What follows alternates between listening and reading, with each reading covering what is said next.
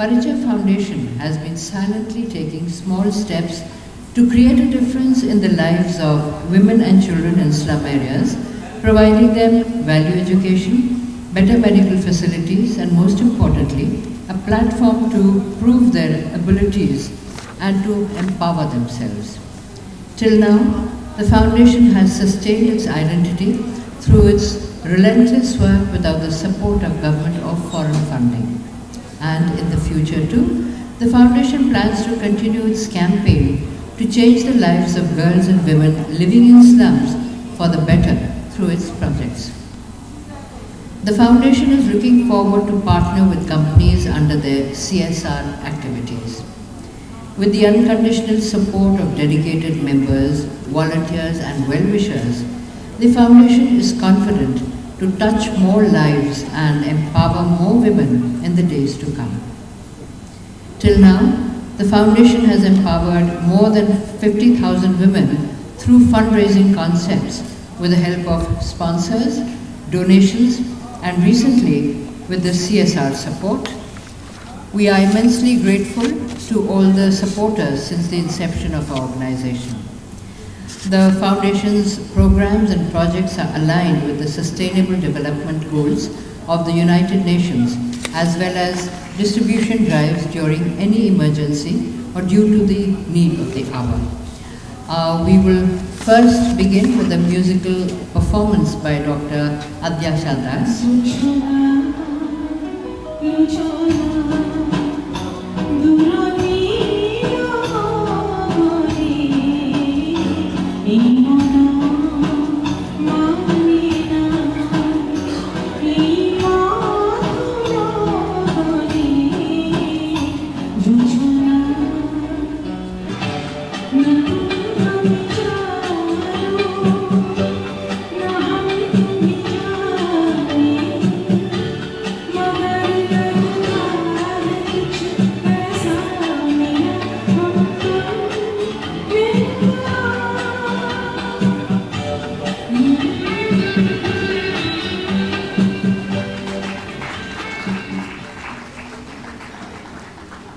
And now, ladies and gentlemen, we have for you a panel discussion on a very pertinent topic today, exploring how the younger generation can sustain classical dance, music and theatre.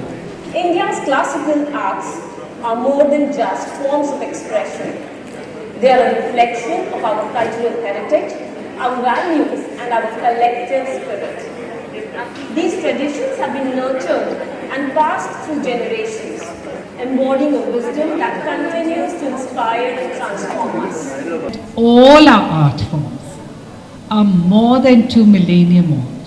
And Kathak's first reference to the community is in the Mahabharata in Adipar. You have the Prakrit inscription of 4th century BC. Now, since then, we have seen so much of water has flowed now under the bridges, but at the same time, the spirit and ethos has maintained that, that continuity has been there. The outer avaran, the covering, keeps changing. Instant gratification is what we want now. It's like, I call them the dip tea and the 2-minute noodle generation, which wants instantly to be gratified, entertained, everything. So I think in that particular scenario, the classical arts seem to be, in a sense, out of place for many of them. But I beg to disagree, because as Shobnadi rightly put it, we have existed and we are stronger now. I speak from Delhi. When I started learning dance in Delhi, there were 3 or 4 gurus teaching. Today there are about 3,000 gurus teaching here. So how can you say that the popularity of the arts is diminishing? It's, I think, never been so good for the arts in terms of possibilities, in terms of avenues.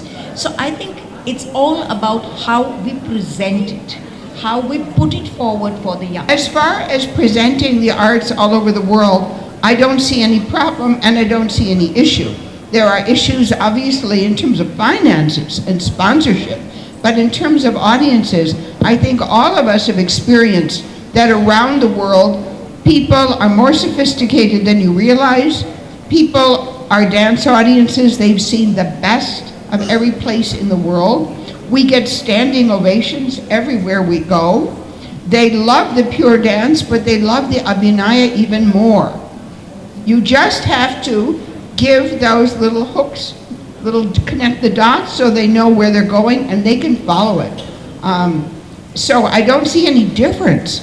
We have the Badhai system. So there is Tumris, there is such traditional songs which are not available to anybody and which we have carried through generations and generations.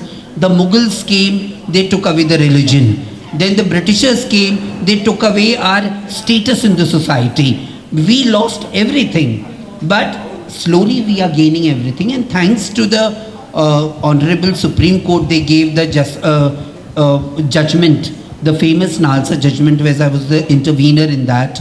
We got our rights in 2014, and from there when it started, I always say that stage, because I really thank God that we don't come from the social media time, and but nowadays even I have become a spoiled sport. Consider what we were after partition.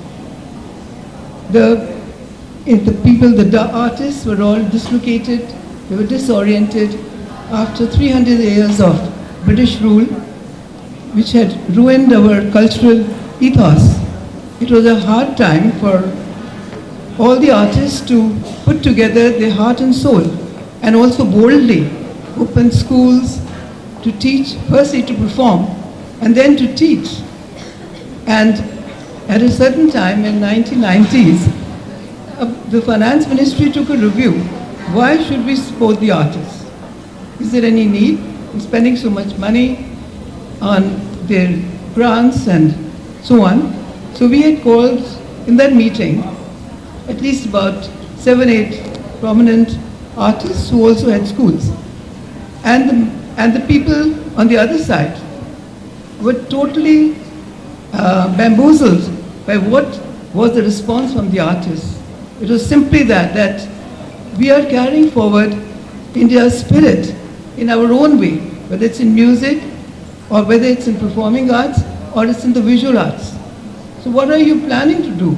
It's extremely dangerous. We can make it happen. We can encourage the youths, and especially after post-COVID, we have organized under Y20, and we have invited some gurus, felicitated them, and especially we invited some youngsters, some college students. So let them come and mingle, and they should have an interest for this classical music and dance.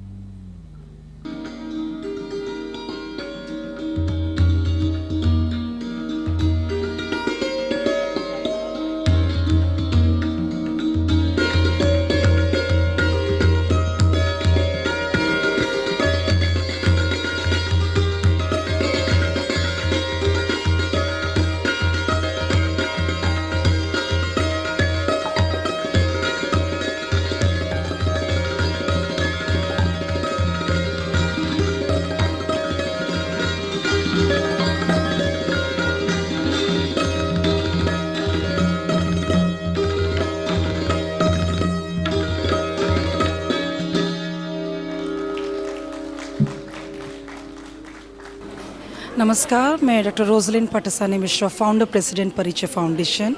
Parichay Foundation is working for women empowerment and girl child education for the last 22 years.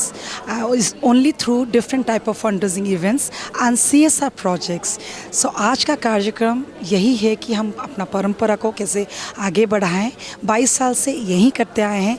जितने भी top notch गुरु शिष्य का परंपरा कैसा चलता रहे, हम लोग सब कैसे ग्राउंडेड रहे, अपना कर्म कितनी आगे बढ़ाते जाएं, यही एक मैसेज है सोसाइटी को कि ड्यूटी इज़ द फर्स्ट, कर्तव्य.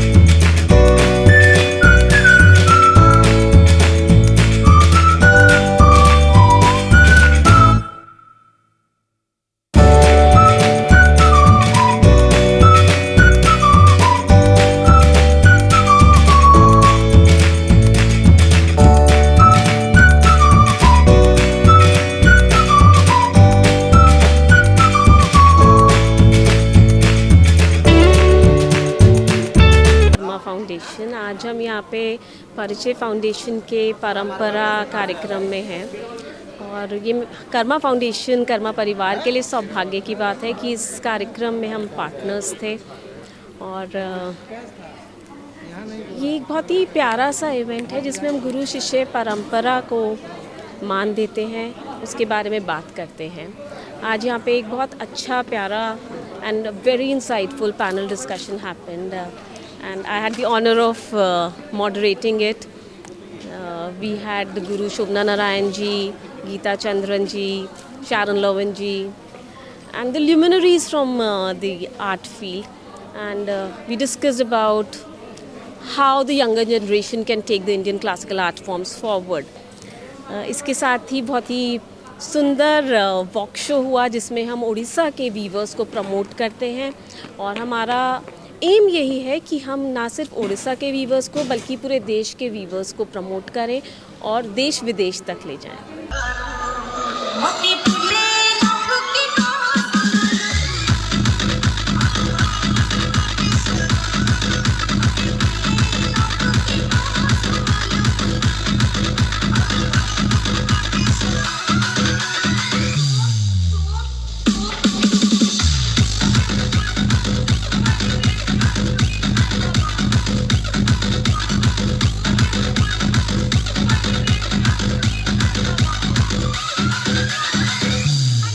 आज मैं बहुत ही ज़्यादा टच्ड हूँ कि इतने सारे गुरु माँ गुरु जी सब आए थे, एम्बेसडर्स.